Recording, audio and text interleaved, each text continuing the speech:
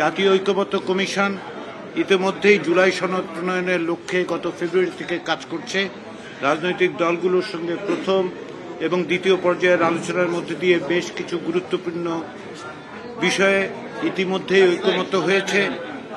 আমরা আশা করছি যে বাকি দিনগুলোর সংলাপে আরও কয়েকটি মৌলিক বিষয়ে ঐক্যমত্য প্রতিষ্ঠিত হবে এবং জুলাই মাসের মধ্যেই একটি জাতীয় সনদ প্রণয়ন করা সম্ভব হবে। আজকে আলোচনায় প্রধানত আমরা তত্ত্বাবধায়ক সরকার ব্যবস্থার বিভিন্ন দিক নিয়ে আলোচনা করেছি।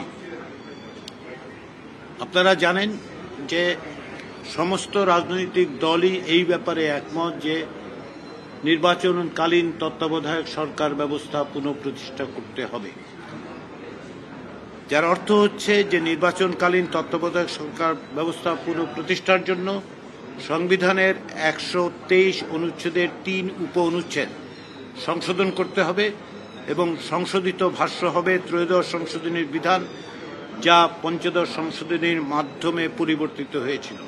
যার অর্থ হচ্ছে যে সংসদ বহাল থাকা অবস্থায় নির্বাচন করার যে ব্যবস্থাটি ছিল সেটা বাতিল করে ত্রয়োদশ সংশোধনীর মাধ্যমে যে ব্যবস্থা প্রতিষ্ঠিত হয়েছিল আমরা সেখানে ফিরে যাওয়ার ব্যাপারে একমত হয়েছি। যে ওই জায়গায় যদি নির্বাচনকালীন তত্ত্বাবধায়ক সরকার প্রতিষ্ঠা করতে হয়, যে বিষয়ে আমাদের সকলের একমত আছে, সেই জায়গায় যেতে হলে আমরা 123-এর 3 অনুচ্ছেদ সংশোধন করতে হবে।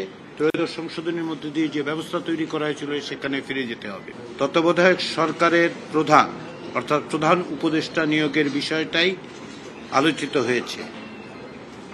বিভিন্ন রকম প্রস্তাব ছিল। আমরা সর্বশেষ রাজনৈতিক দলগুলোর কাছ থেকে প্রস্তাব চেয়েছিলাম, সেই অনুযায়ী 4টি রাজনৈতিক দলের কাছ থেকে আমরা প্রস্তাব পেয়েছিলাম। সেগুলো হচ্ছে বিপ্লবী ওয়ার্কার্স পার্টি, বাংলাদেশ জাতীয়তাবাদী দল, ন্যাশনাল সিটিজেন্স পার্টি এবং জামায়াত ইসলামীর পক্ষ থেকে।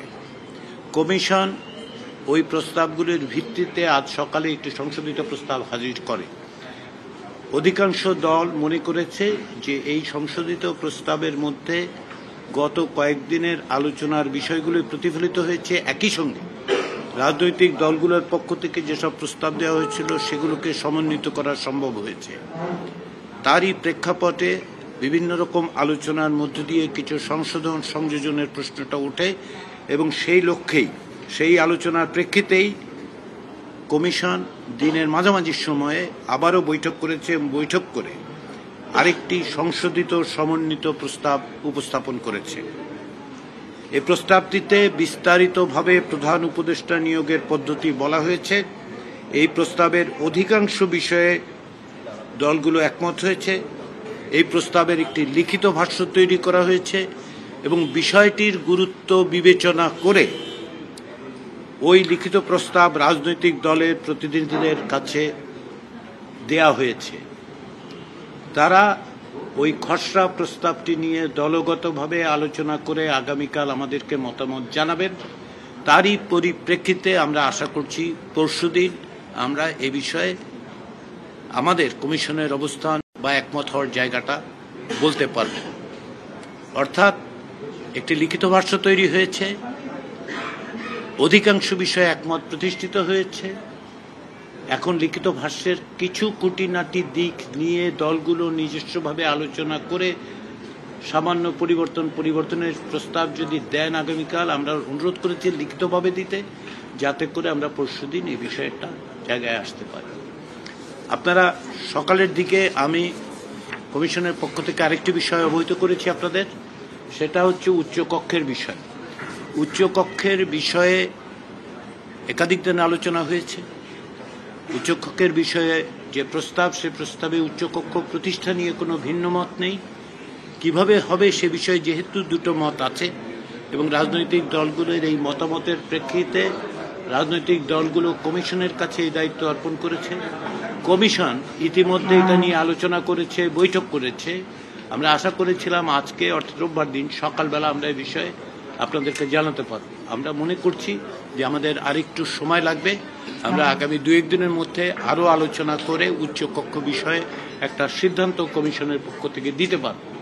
ফলে যাতে করে আমরা সকলকে সাথে নিয়ে একটা জায়গায় আসতে পারি, আমরা সেই চেষ্টা করছি। আমরা আশা করছি যে এই প্রক্রিয়া অব্যাহত থাকলে আমরা জুলাই মাসের শেষ নাগাদ একটি জাতীয় সনদ তৈরি করতে পারব। কমিশন এখনো এই বিষয়ে আস্থাশীল।